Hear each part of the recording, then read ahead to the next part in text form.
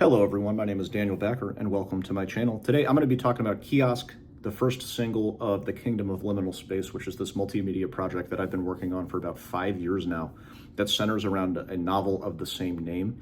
And I'm super excited about it. I'm just going to be talking about the lyrics, the release philosophy, liminal spaces, and anything else that pops into my mind. So first of all, the idea of liminal spaces really captivated me when I first got into it 5 or 10 years ago now, I guess.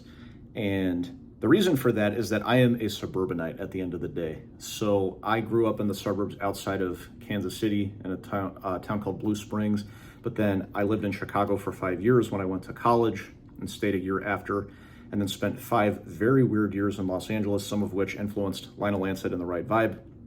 And then during the pandemic, I spent another year outside of Kansas City in the suburbs with my parents, and then moved to Brooklyn, New York, where I've been since then. So I'm about 4 years in Brooklyn now. And what has been really cool about living in these different cities is that I've gotten to see a greater perspective on America in general. But then it's also given me a greater perspective on the difference between the suburbs and living in cities, specifically about art.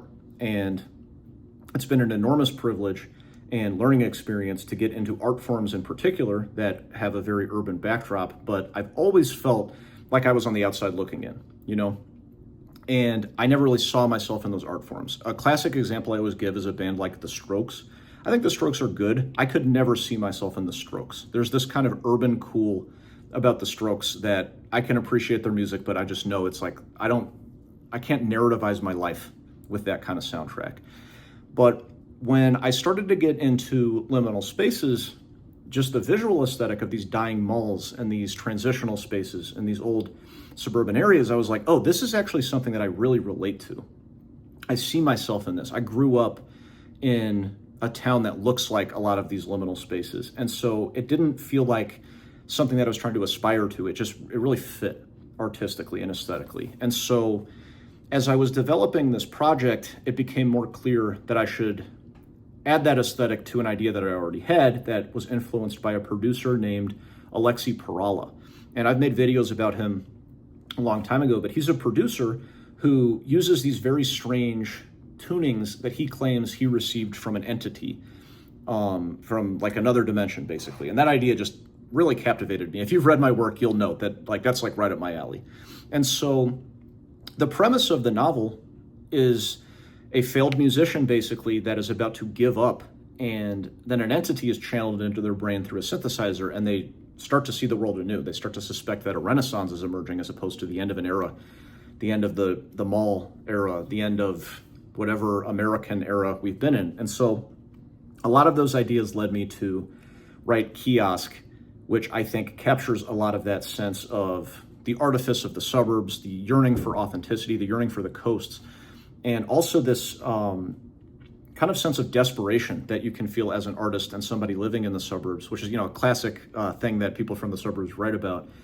But then also some of the sense of failure that I felt when I moved out of Los Angeles in 2018 and then out of Los Angeles again in 2020, because Los Angeles is an American symbol, especially for artists, always stands for this idea of artistic success. And so when I left, it didn't just feel like I was moving cities, it really felt like I had failed as an artist, and I did not know what to do next. Now, the second time that I moved to New York, the best decision of my entire life. And so even though I had conceived the premise for the book before moving to New York, when I got into teaching, I felt like I had been inspired by an entity that swam into my head from another dimension and completely saw the world anew, saw a brand new optimism for myself. My art got a lot better, all of these different things. I've made videos about that too. So today I just wanted to dive into the lyrics of Kiosk and some of the ideas around releasing it to just kind of share the headspace that I was in. So the last couple things I'm going to say are just about the song in particular. One of the philosophies of the entire album that I'm putting out is to have no overdubs. And so especially for the guitar-driven songs, all of the arrangements are done for a bass, a drum, a guitar, a synthesizer, and a single vocal track. So 5 tracks. Some are even going to have fewer because not all of them have synths on them. And the reason behind that was kind of like I was saying, the authenticity of art, that I think especially as like a bedroom musician, sometimes there is this need to overcompensate and overcomplicate something by layering all these different things on it. But I thought it would be really cool and really sharp to just make it so that, no, everything is just one part. And so I hope you guys can appreciate that as you listen to it, that this is not a product of like stitching together all of this different stuff. The idea is, this is just like raw musicians. I hired out the bass and the drums. The rest of it is just me. And so it is something that is supposed to, come through in the way that you listen to it. All right. Now, in addition to that, the release philosophy behind this is that I did not want to put any ego into the idea of getting big numbers with this album, because I think in the past, especially with music, I've always kind of striven for like approval. And there's a lot of ego in my music, I think, and it might even come through in some of the songs, and especially in some of the guitar parts that I've come up with. And so that's something I've put into the story as well, that I think the guitar as an instrument, just with the idea of the guitar solo, can very easily turn into this like phallic display as opposed to just making good music. And I definitely fell into that because the guitar was my first love. And so I think in a lot of ways, even though I'm proud of what I've been able to accomplish on the guitar, it is like 12-year-old me trying to get everybody to think I'm awesome, right? And I don't hide from that, but I have tried to turn it into more of an aware thing. And so for the main guitar riff of this song, it's not the most complicated thing I've ever written, but I do think it is the product of about 20 years of playing the guitar, that I don't think it's something that I could have come up with when I first started out.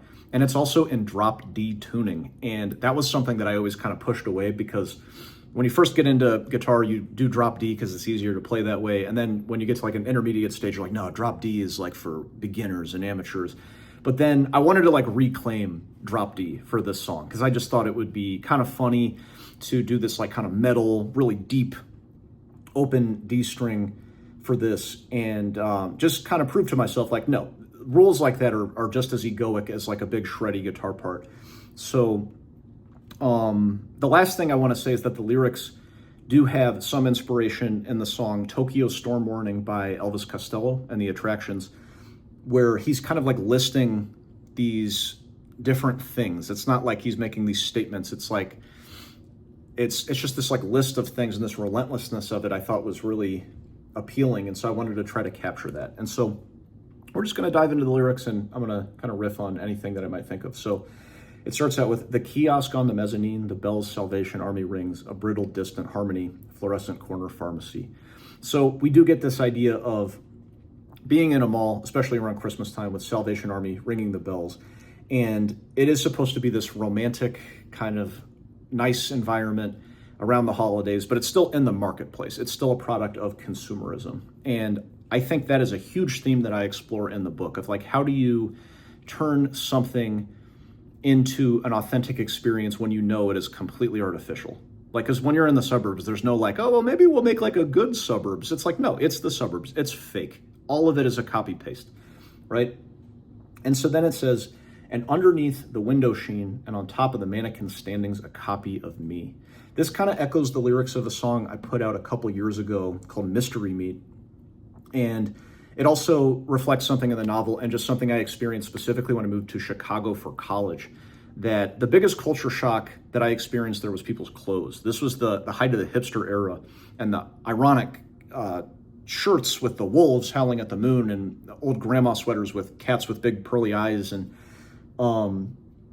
the ironic mustaches and the big thick Groucho Marx glasses really, really caught me off guard. And I know that those existed before I moved there, but I'd never really seen anybody wear that, especially in person. And so that was the first time I really started to investigate the idea of how people's clothes portray themselves, and how you can have this sense of irony around that.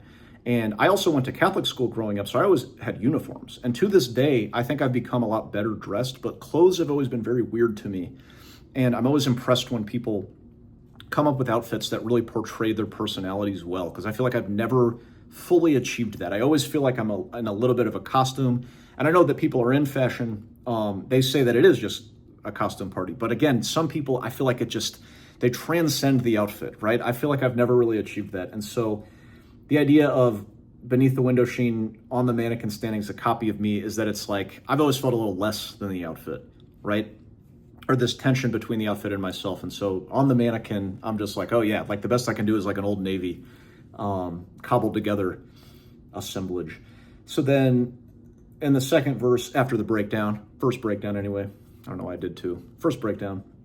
We have shopping malls and grocery stores and bumper cars, dirigibles, climbing up your siding's ivy leaves to spy on skywriting that's writing to me.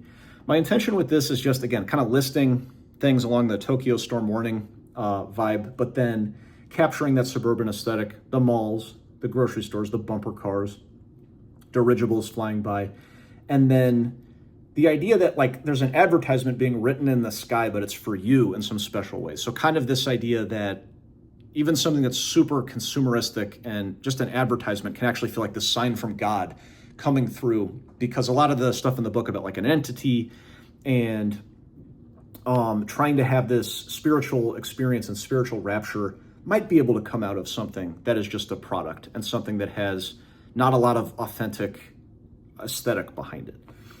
And then here we kind of break from that pattern of just listing these suburban things to actually kind of questioning it of what would it take to make you feel that none of all of this is real, the Abercrombie sex appeal. So first of all, the what would it take is inspired by and kind of a reference to My Chemical Romance's I'm Not Okay. And I'm forgetting the lyrics now that I'm talking about it, but one of the verses, it's what would it take to show you that it's not the life it seems. So I wanted to come in on a verse to kind of pay homage to My Chemical Romance there, because they're one of those bands that I listen to that I think are incredibly authentic, but extremely theatrical. You could buy them at Hot Topic. I have not a bad word to say about My Chemical Romance. It's not even a band I listen to nostalgically. To this day, I think they're an excellent band, and I love the narrative aspects of their music. Obviously, I'm inspired by that from them, but then really more so from Coheed and Cambria, which I could talk about on another day. So then we have the explicit question. What would it take to make you feel that none of all of this is real? It's artificial. I don't think I need to interpret that. But then the Abercrombie sex appeal. This is something that comes up in the book. And you guys may or may not know this, but Abercrombie used to have explicitly racist policies where they would hire mostly good-looking white people, and any black people or non-white people that they would hire, they would like hide in the back. And so I didn't know that growing up, but Abercrombie always represented something very weird to me. Because I didn't like dress emo, but I like listened to emo music.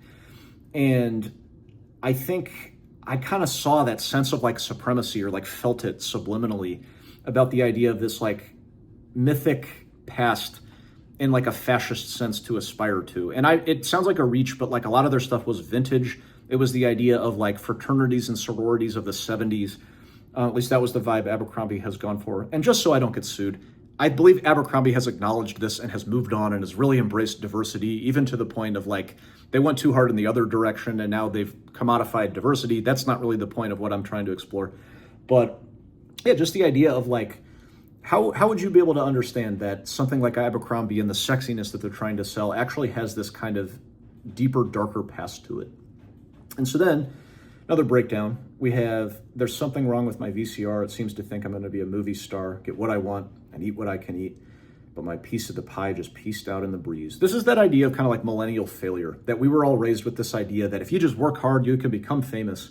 And in me moving to Los Angeles and feeling like I'd failed, and that, you can just get whatever you want if you just show up and you're a nice guy and you work hard enough. And this was me coming to terms in my late 20s of just being like, well, apparently not, right? And I think a lot of people have experienced that.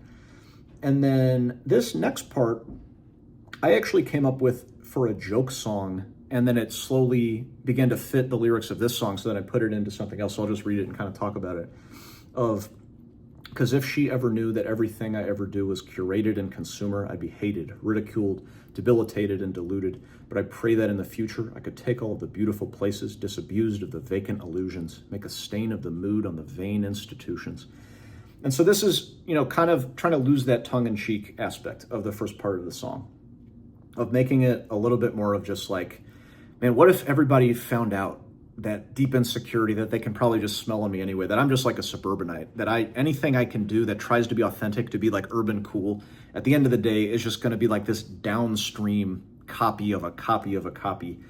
And there is this kind of last dying hope that you might be able to take all of the artifice around you and then try to turn it into something beautiful. And that's a huge theme in the novel, of just trying to see if you can like alchemize it into something that isn't so fake and doesn't trap you in with just being so garbage.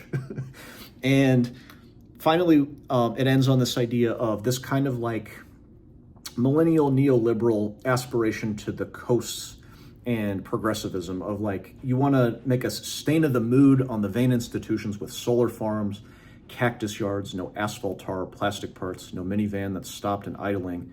I'll cut out the coupons and I am redeemed. Yeah, just this idea that it's like, instead of living in the suburbs, what if we lived in this sustainable utopia where everything's going to be fine?